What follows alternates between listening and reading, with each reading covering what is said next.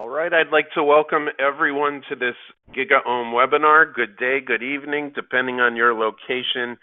Our sponsor today is Looker, and our subject is building a solid foundation for advanced analytics maturity. That's a lot of syllables, but hopefully we can deconstruct that and break that down and get to the core of the matter, which is understanding kind of a maturity model for analytics and how that then provides a great foundation for doing machine learning and AI, if that might be your interest.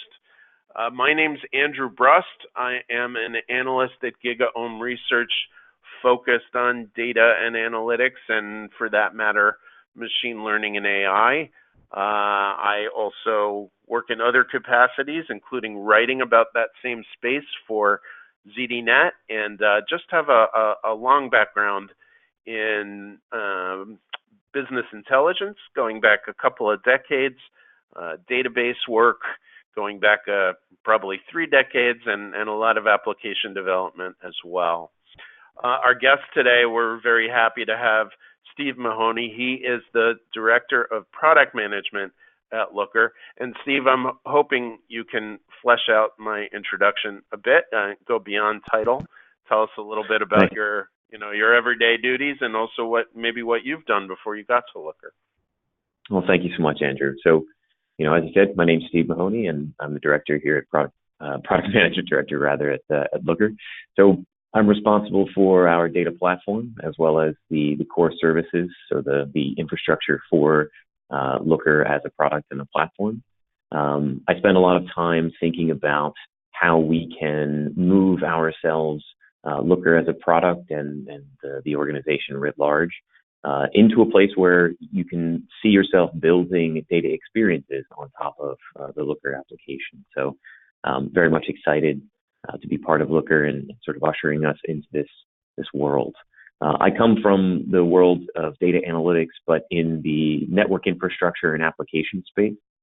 Started myself in 2005, building a company called SevOne, where we spent a lot of time working with some of the largest service providers and Fortune 500 companies to take the data that makes their businesses operate in terms of infrastructure and thinking about how they can turn that into business-oriented data. So how they can predict where outages would be, how they could look and see where new services could be spun up.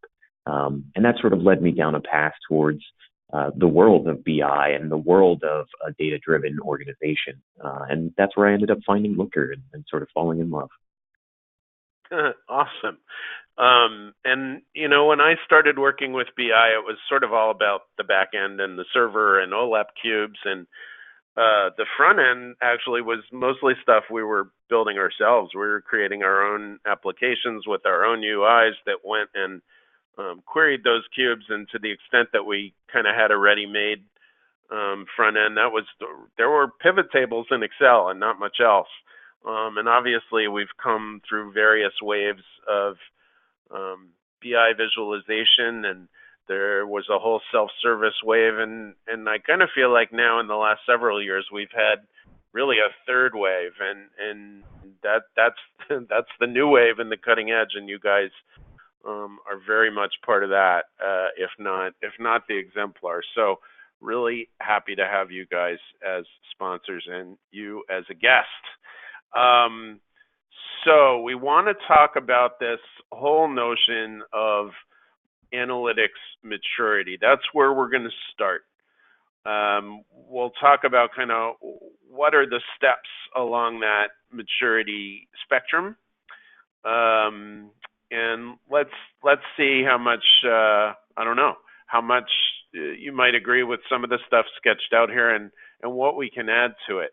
We then want to move on into some of the foundational requirements to make analytics, integrious analytics really work in an organization. And again, part of our thesis here is that if you're going to do predictive analytics and machine learning and AI, it's super important to have the other analytics pieces in place because they're really hard dependencies for that AI work to go well. And so then we'll go into some specifics around what those interdependencies are and what the commonalities are, and maybe even get to the point where we can talk about a workflow where the baton gets passed from analytics tools and BI tools to AI tools and then back. And not just tools, but platforms and teams. So that's what we're going to talk about. Now let's start talking. And this is it's a scary thing to create a slide with the title that says maturity model. it tends to kind of convey I don't know, maybe even an arrogance, a certain amount of authority. And I present this a little bit more modestly than that.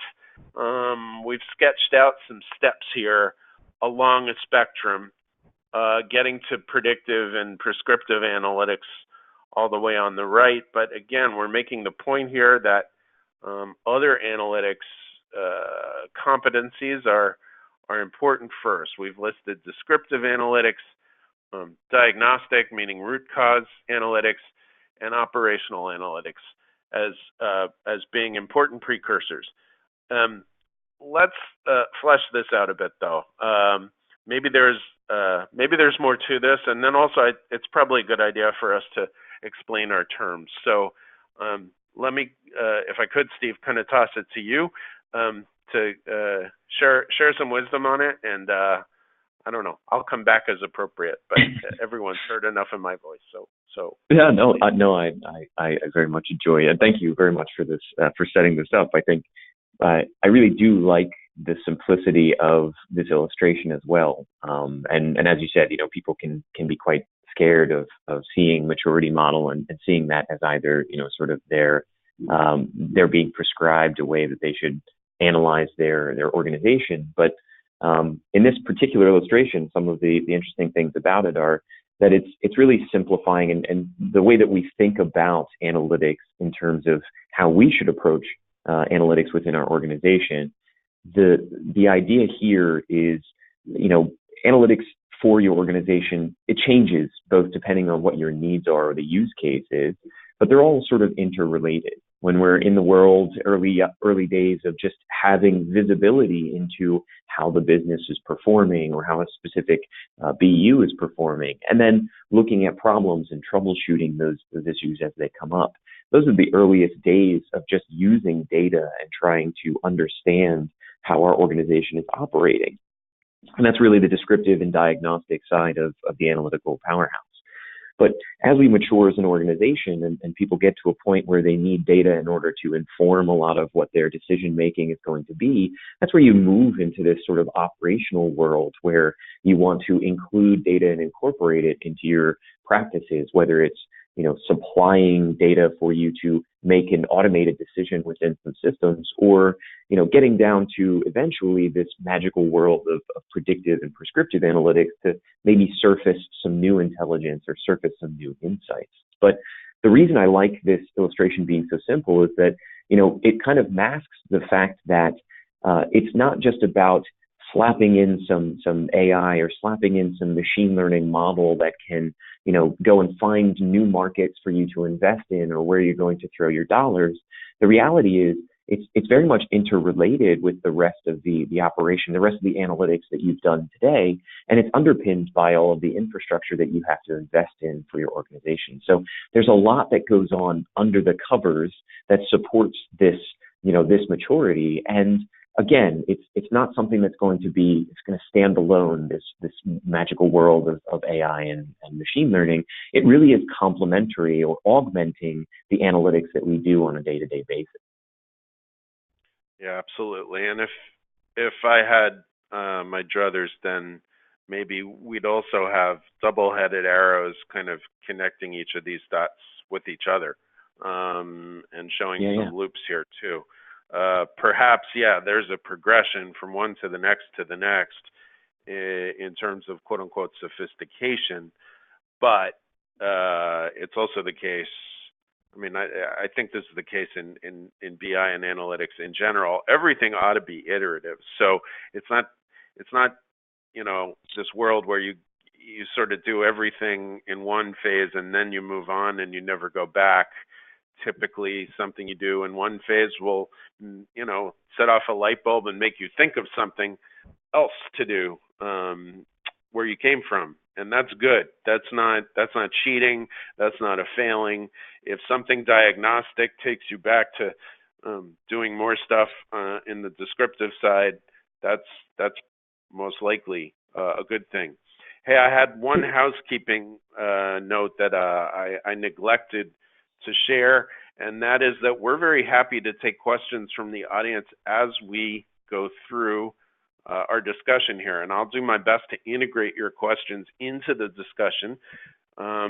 If we end up accumulating more than we catch up with, then we've got time for Q&A at the end as well. But meanwhile, I want to encourage folks who are on the webinar live here to go ahead, send in questions in the GoToWebinar panel, and those questions will then get relayed to me. And I'll stitch them into the conversation here. So can we talk about operational analytics a little bit before we move on here? That one's an interesting one because, I mean, in terms of products and in terms of technology, it tends to surface as analytical capabilities in transactional or operational databases. And it's great that that's there.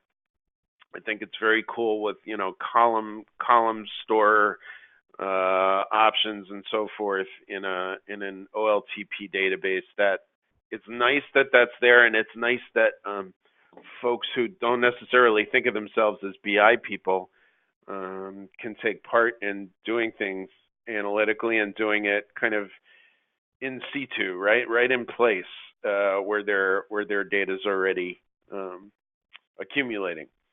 Yeah, and I think. But go ahead. Yeah.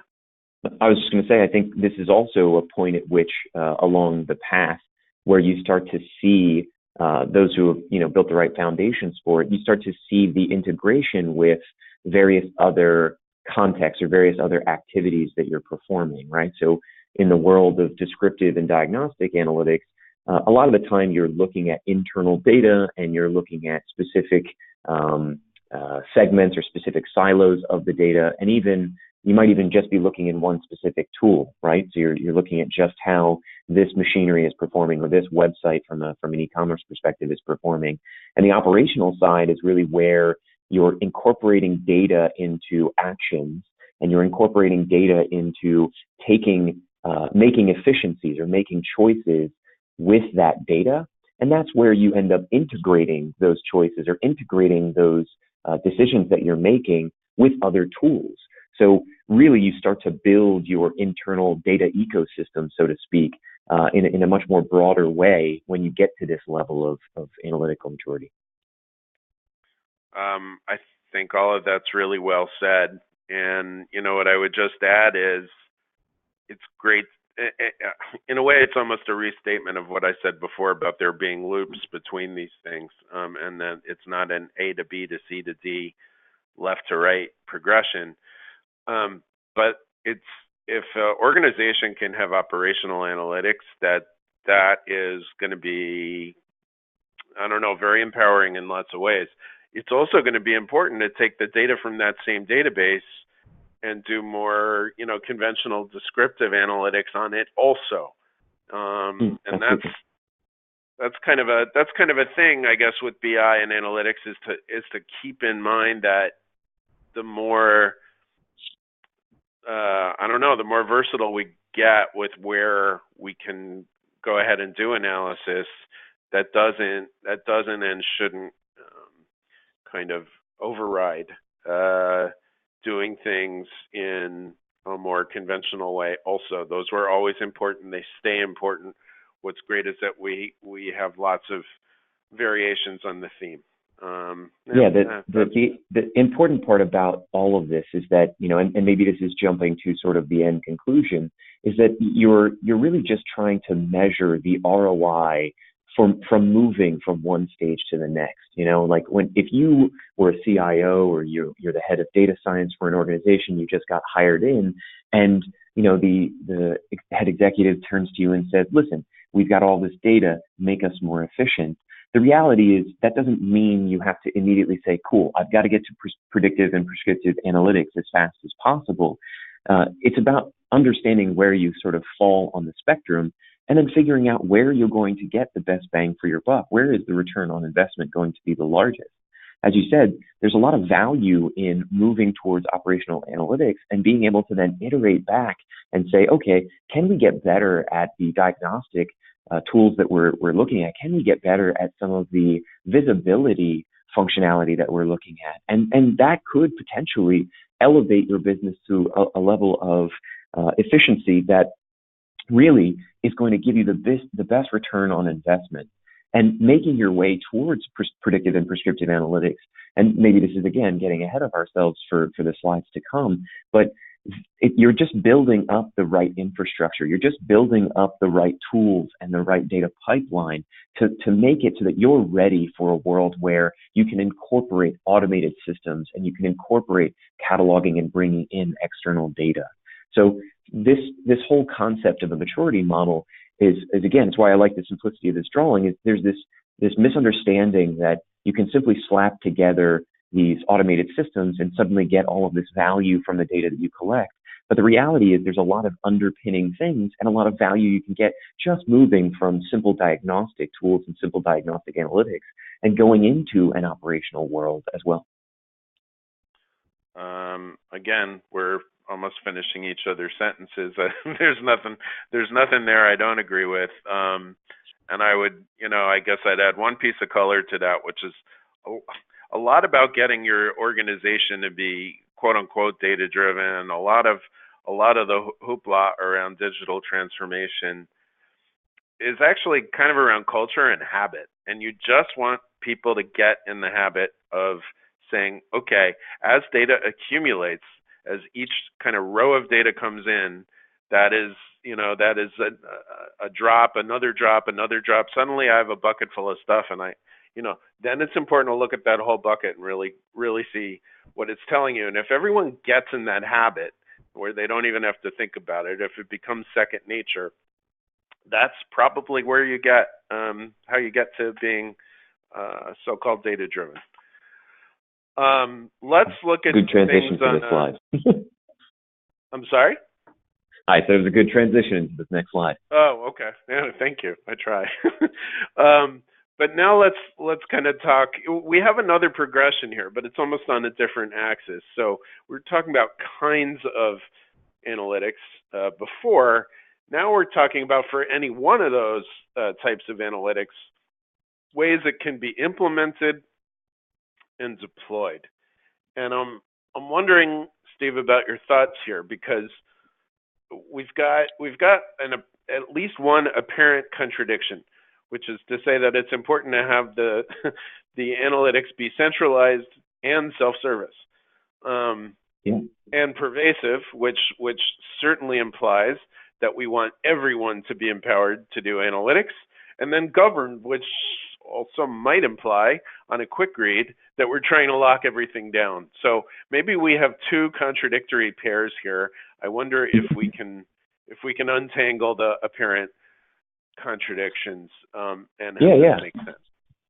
No, I think this kind of, for me, when I first started looking at these slides and sort of how we were positioning this here, the thing that it mimics to me is a lot of the way that the world of BI has evolved over the past decade or so.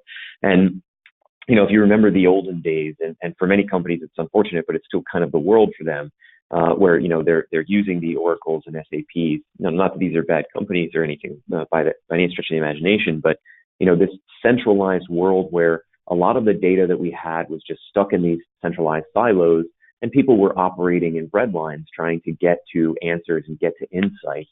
And as we started to realize that this was an inefficient way for a business to be run, and we saw an opportunity for us to be able to take advantage of data within organizations, we started to prop up a lot of tools, things like Tableau and and others that would cube the data and give it to folks to actually do data exploration and self-serve on that. And in reality, that's actually served us quite well, even to this day. But it was just sort of chipping away at the larger silo and trying to put data into the hands of the people that needed it. And this created what we referred to as the data-driven workforce. But really, as folks start to realize where their world transferred into high efficiency by operating with data, and they started to realize the metrics that make them successful. As a product manager, we're sort of measured on our ability to look at the future and build quantitative analyses of how do we get to that vision that we've crafted and measure our progress towards that world. And when you start to think about even your job description being tied to data in a world where it might not have been in the past, I mean, that's where we go from this data-driven workforce to a data-hungry workforce, where data is necessary in order for you to be successful and efficient at your job. And so that's where this sort of idea of pervasiveness comes into play, where it's not just the processes where we're pushing data out to BUs and to different groups, but we're also requiring it. It's part of the conversation that we have in meetings and how decisions are made.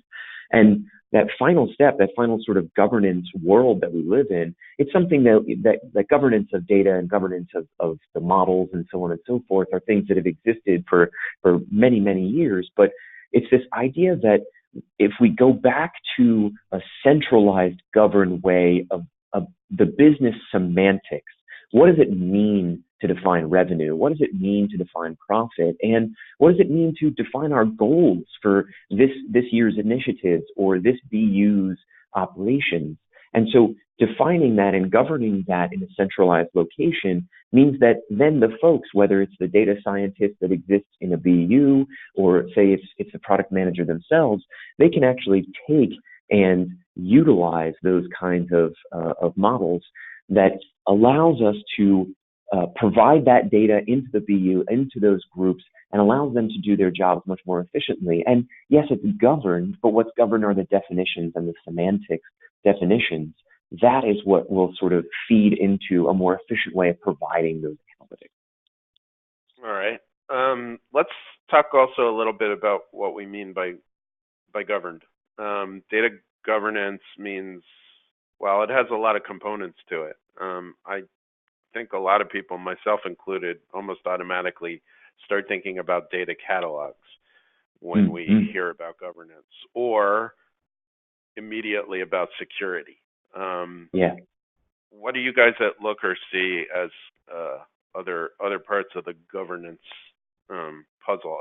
You know what? The very word is a little off-putting, right? We're creating. I mean, you talk about governing and so forth, and you kind of get this picture of a a sheriff with a badge on that tells you what you can and can't do.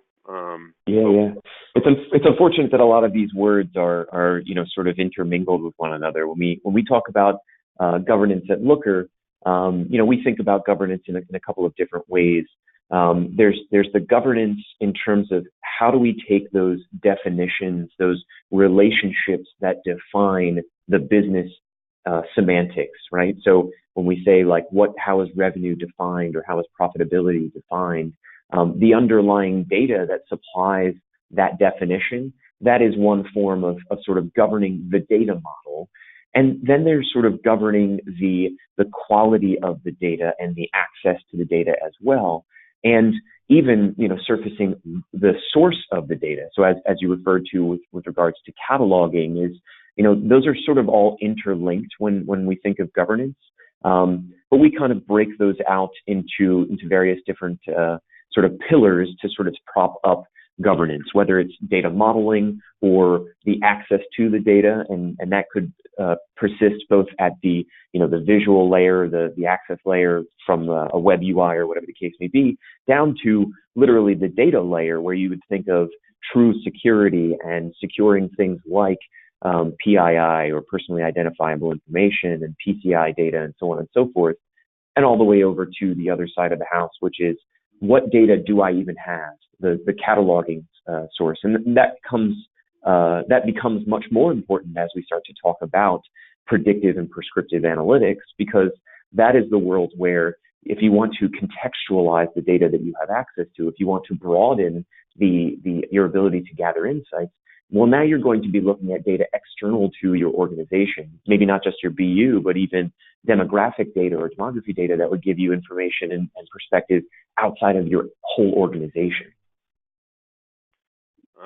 Good. Thank you for fleshing that out. And I just want to say that if there were some seeming contradictions here, I think that mirrors or corresponds to some stuff that's happening in the industry and in the data space in general, which is, on the one hand, there is this huge pressure around digital transformation and becoming data driven. I mean, people are really good at regurgitating that as a mantra, but when they start thinking about how they're really going to make it happen, it gets a little off-putting. But there's certainly the sense that if you're not doing it, your competitors are, and that's a stressor. On the other hand, the regulatory scene is getting more imposing all the time. We have the General Data Protection Regulation, the GDPR from the EU.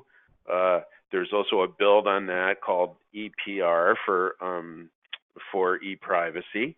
And we've got California's passed its California Consumer Protection Act, which is all around data protection on personal data.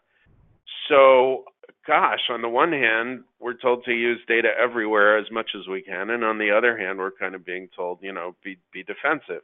How can we be offensive and defensive at the same time? That kind of is the industrial contradiction right now. But I think what we're saying here is it's about balance.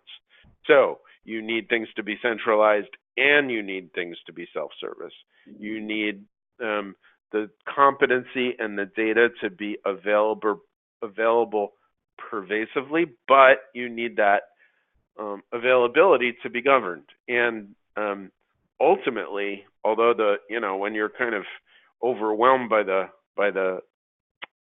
pressures of all of this, it may be hard to see a way through. But ultimately, these things can work in partnership. If I have good governance on the data, if I'm assured that the data I'm seeing is just the data I'm supposed to see, and if I can be assured that the quality of it is high, then I can, without reservation, really move forward and, exploit it. I don't mean it in a bad way, but really leverage it and use the data to guide my decisions and so forth. So that may be a little utopian and definitely more easily said than done, but I think that's where the industry is getting itself to. And what we're saying in any case is that's really what underlies the integrity you need on the analytics side, most likely before you move on to AI and machine learning. It's tempting just to jump there, but given that all the data on the analytics side is what's going to feed those models, you better have that right. Well said. Thank you.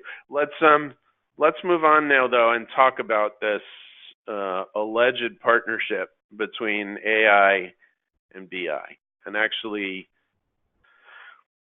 there's more and more of that in the news. So I think today's a good day to talk about it. Well, we've got some ideas up here. I think a great one to start with as kind of a focus or a center, and then we can branch out, is this notion that the AI exercise of feature engineering is actually very conformed with what happens in most of the rigors of doing analytics. So let's explain terms a little bit.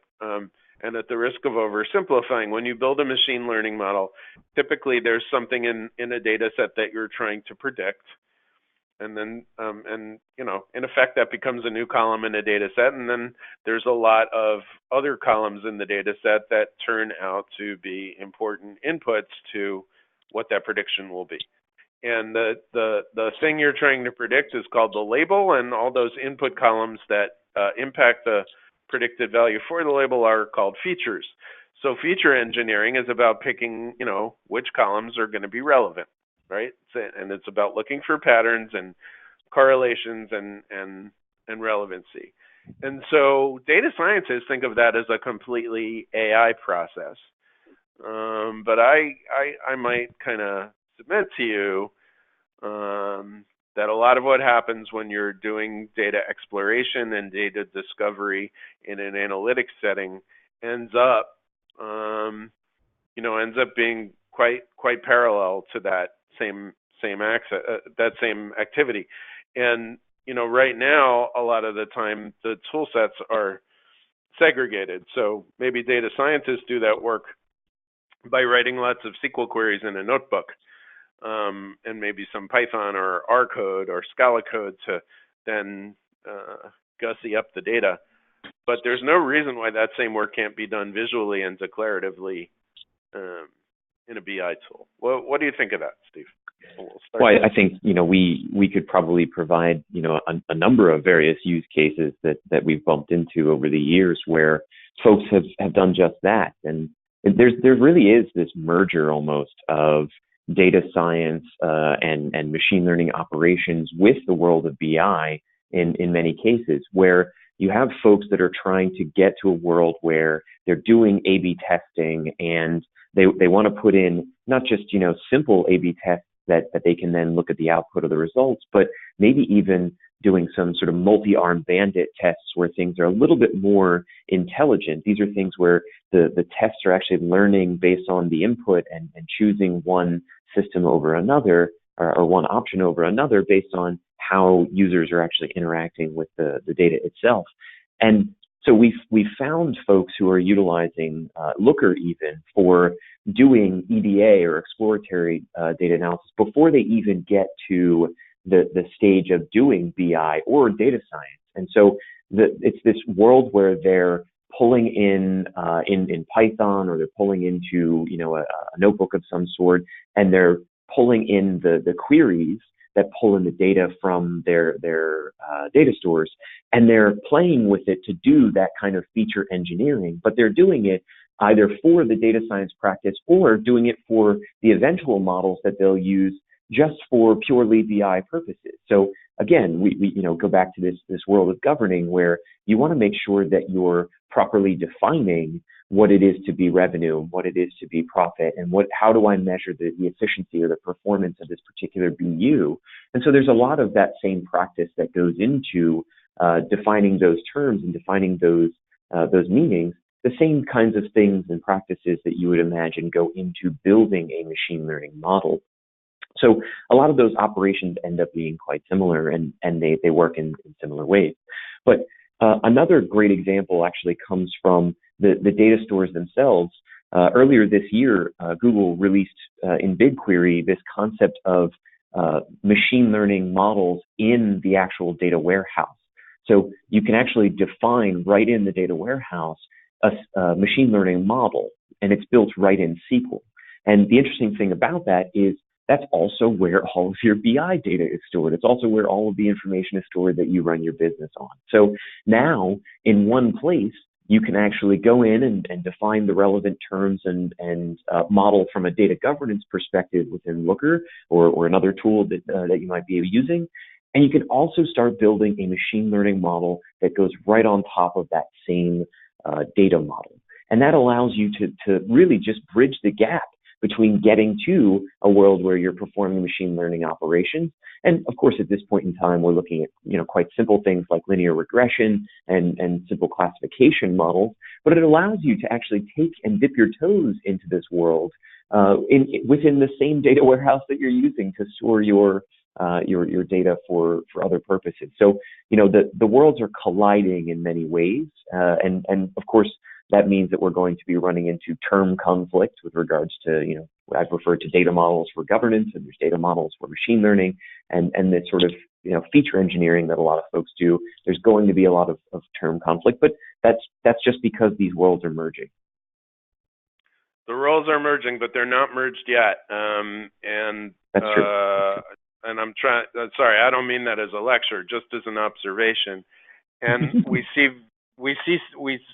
teams, and I hear about this in many contexts, but we see teams being siloed, right?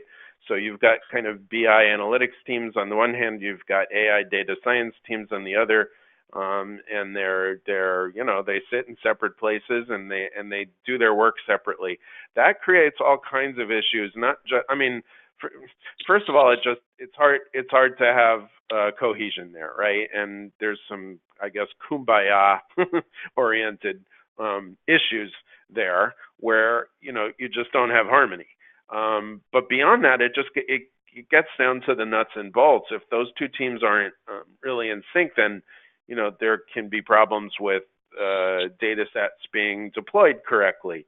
If a model gets updated but it's relying on some updated data set, and that's not done in a coordinated way, then then you can have problems. I've, by the way, also heard this from folks who are managing application development teams, because that's part of my background too, where they're saying, well, in this team we've got the front end guys and we got the back end folks, and we've got the data access team and the data science team, and the data access team and the data science team are on a completely different tool chain stack, and their management is separate, and the application, the DevOps stuff that the data access guys are using is not implemented for the data science team. If we're really going to have pervasive deployment of AI, if it's really going to benefit the most people, and if it's going to get enterprise ready and used liberally and to great advantage, then we've got some walls to break down. And so that's what we're talking about at the bottom of the slide here. Yeah, go ahead. I was going to say that really actually goes back to sort of what you alluded to even way back in the maturity model slide, where you start thinking about the iterative approach that you need to take. You get to this world where you're performing operational analytics. You've integrated data sets so that you can you're a customer success organization, and you're looking at if the performance of the leads or the lead gen scores that you've got for a lot of the customers that you're about to call. And, that's integrating data that's in Salesforce, and it's in Marketo, and it's in Zendesk, and, all of these tools that help you understand the various dimensions of how this customer is, or this lead rather, is going to perform. And operationalizing that data is then getting to a point where you can, push a button and fire off a SendGrid email or a Twilio call or something of this nature. And it's sort of all built together, all shaped around the data living and breathing in this gigantic ecosystem. And it requires a lot of orchestration. It's not just, sort of buying the right tool and putting that in place. It's making sure that all of these things, the data is cleaned from top to bottom, and you've defined all of your terms extremely well. And that's just a lot of coordination that you really have to think about. And that's before you get to the world where, again, you can sort of have leads surfaced for you in this predictive manner that can, these are the best leads that you can go off and sort of work with, or prescribing maybe some activities that you can perform in order to nurture that lead in a great way. That really requires the next level of orchestration and the next level of coordinating all of those tools together.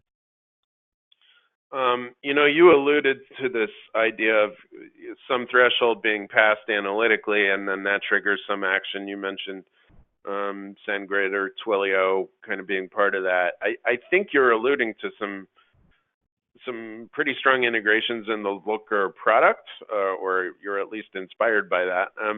I'd like to encourage you to kind of talk about that as some concrete example. That I don't think that's in bad taste. So we haven't talked much about features in product. and I think it's, if you'd like to, I think that's more than fine.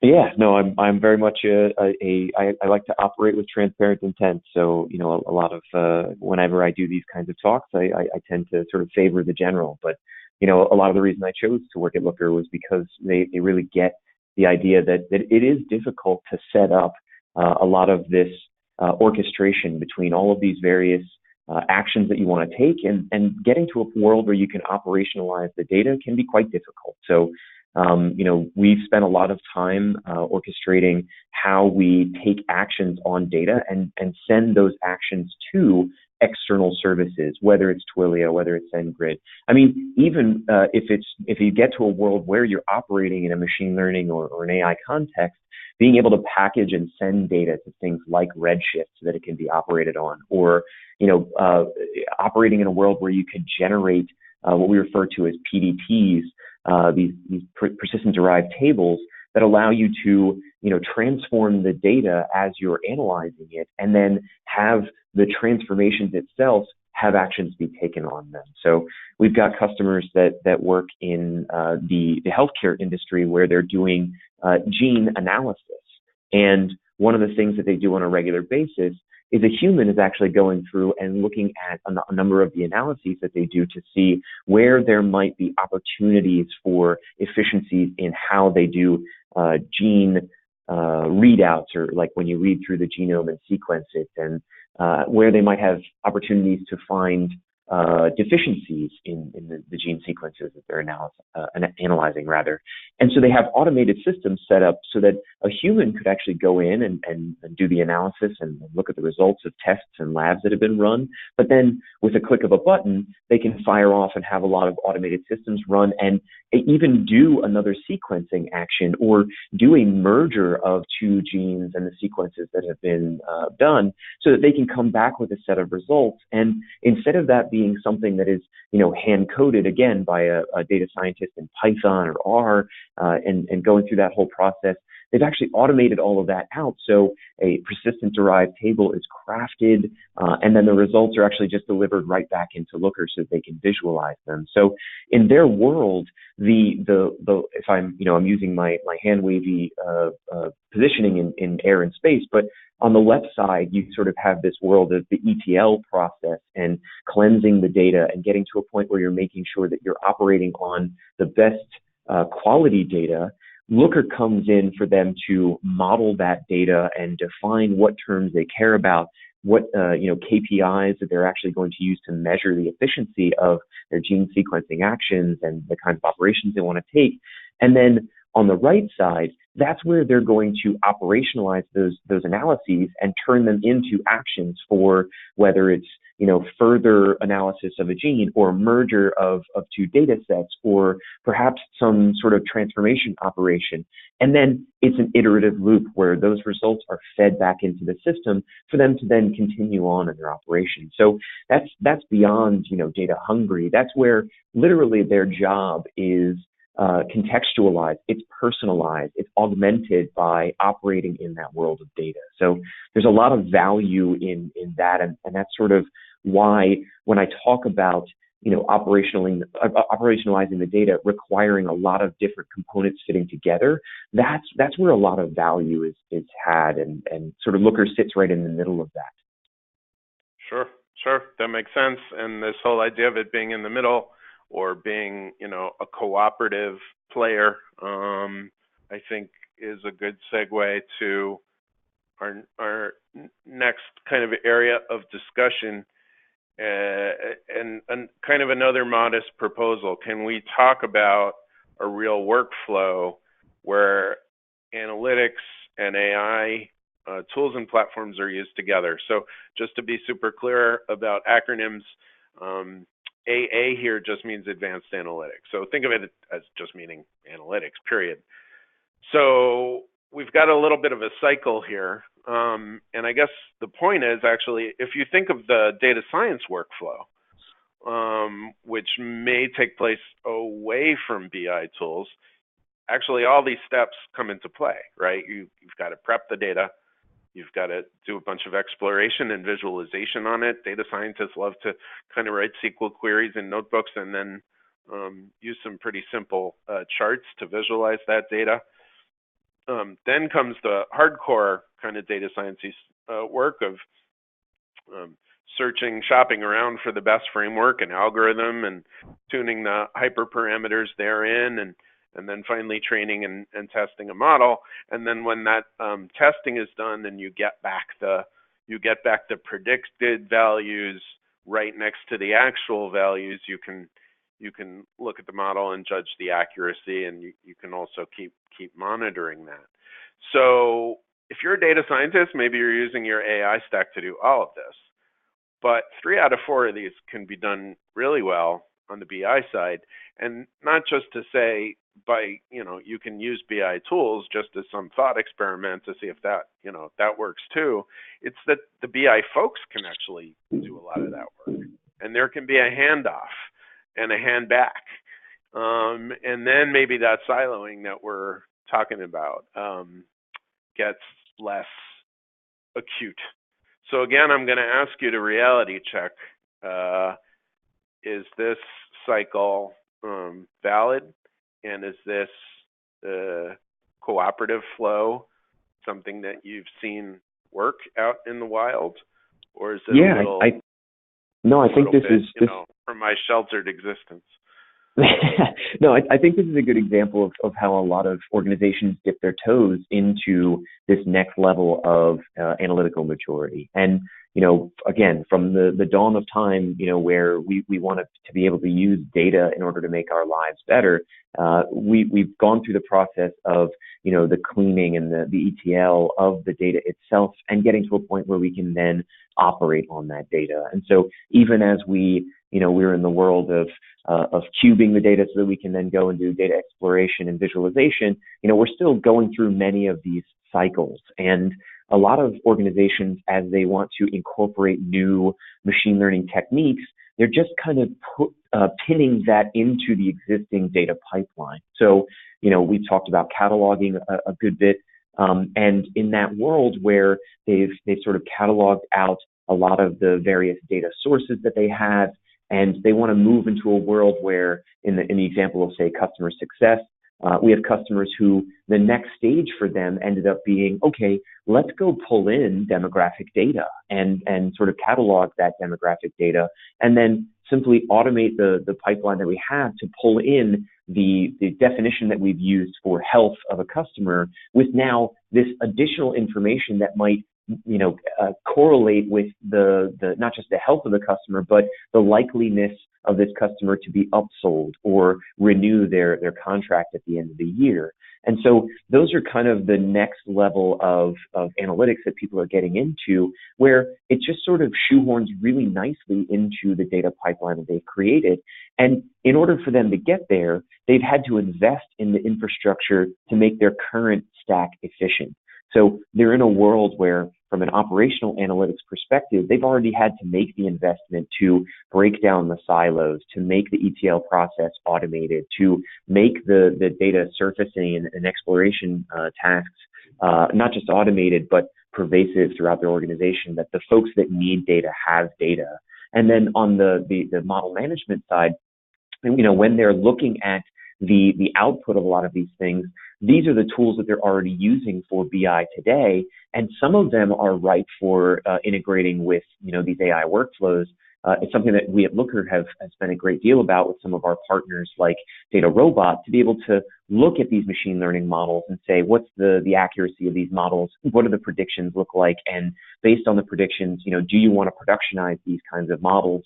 That kind of sort of lends itself to evolving these BI tools, ourselves included, to make sure that we can handle this next level of analytics and make sure that it fits right along with your data pipeline. So I think they're kind of symbiotic in a way, and I think this is really the way that people have dipped their toes into that. All right, and I think also what we were saying before about, just because you've enabled self-service analytics, that doesn't invalidate the centralized analytics and the analytics groups, the centers of excellence, or the IT directed analytics.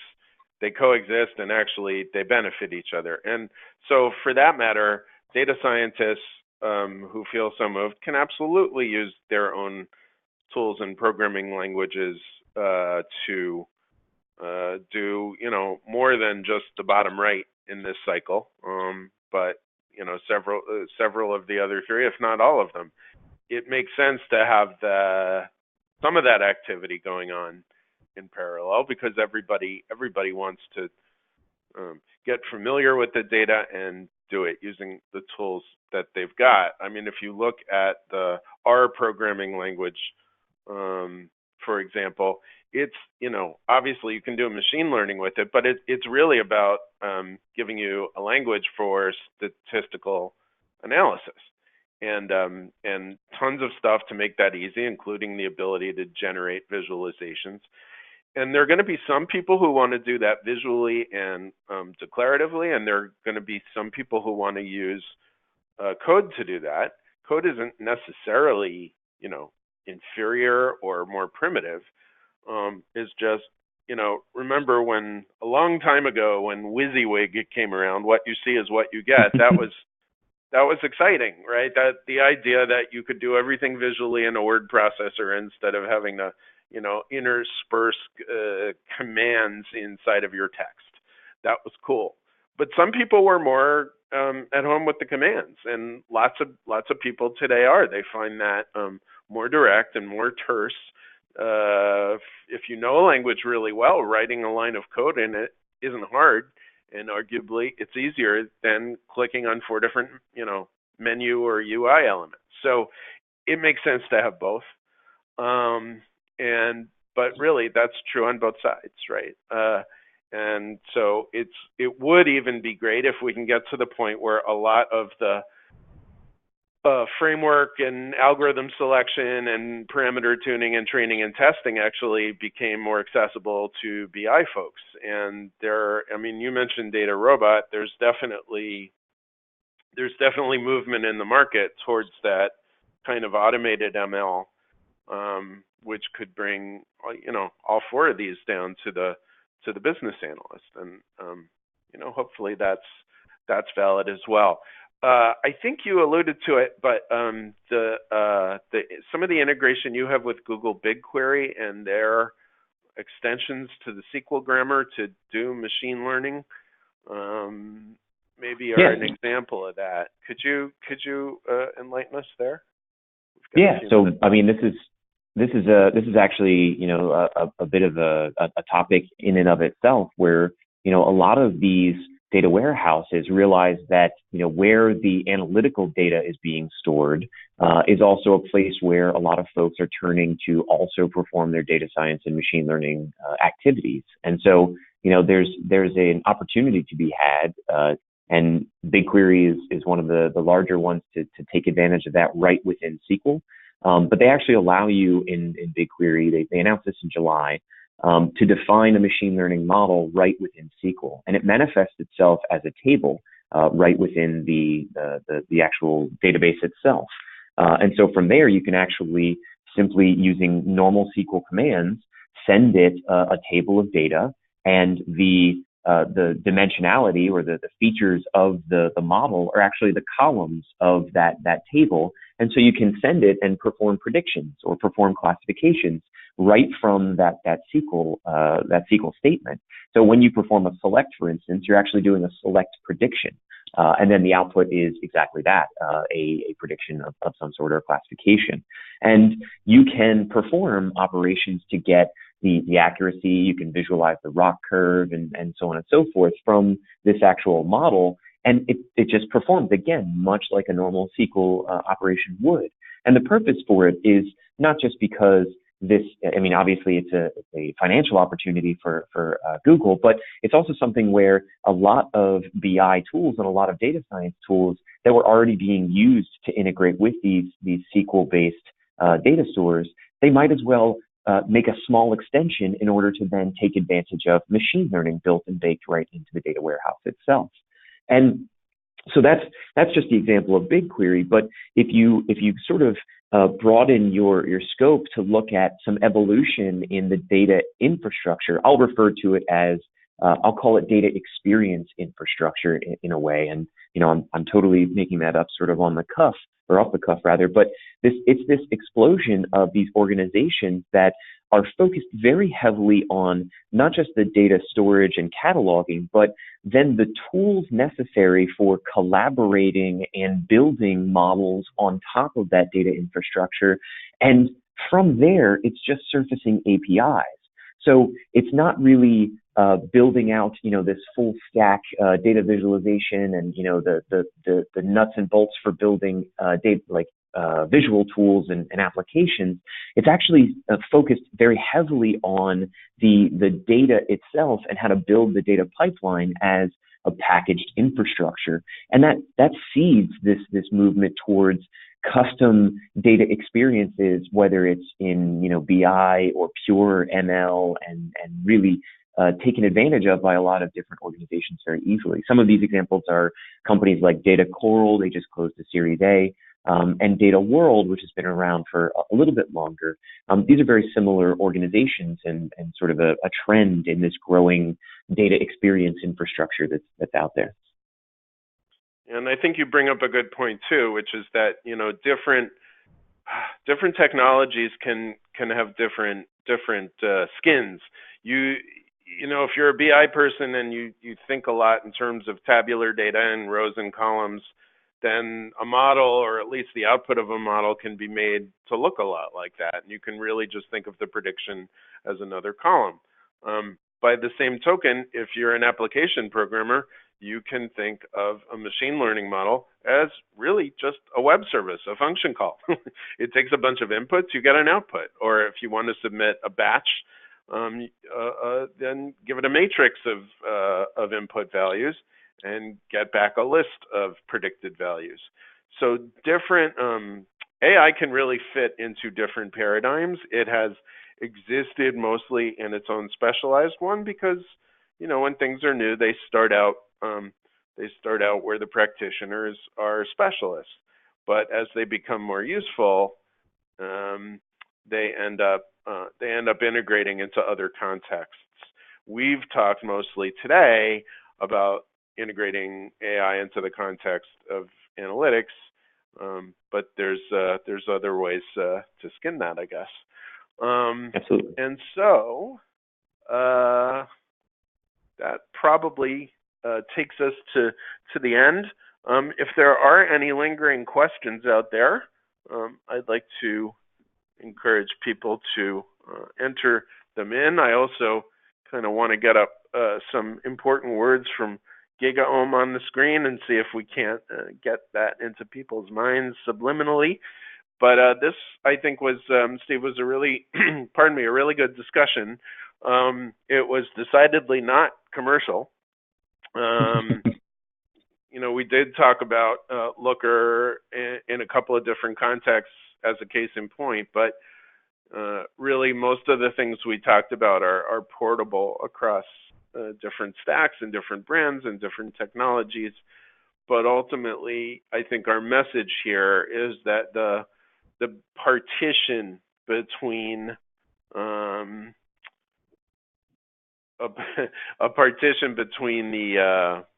between the analytics side and the machine learning side, we're seeing that partition get lower and lower and thinner, and that can only be a good thing. It does mean some commoditization of the specialty, I suppose, but we have such needs in the analytics world, and we seem to need more people than we have. So I really don't think anyone has to worry about running out of opportunity. This is a good place to be. And I hope we turned on some folks to looking into this more and realizing that they can self-identify as AI people even if they're BI people. So Steve, thank you very much for joining us, and we're real happy. We hope that Looker will come back and do another webinar with GigaOm sometime soon. And thank you so much for your time and for sharing your thoughts. Well, thank you so much for having me. And if anybody wants to learn more about Looker, feel free to visit us on our website. And surely we'll have more information about both our product and a lot of our thoughts on analytical maturity. We've actually put together a bit of a maturity model of sorts of our own to sort of talk down that path and be happy to sort of share that out with the world. So thank you so much for your time and for letting me to speak with me. It's been a great discussion. Great. And I assume that website is simply looker.com? That is true. Yes, I guess that would be important to say. All right. I'd like to thank the audience too, and I will bid everyone a good day or good evening. This has been Andrew Brust for GigaOm with Steve Mahoney from Looker. Take care, everyone. Thank you.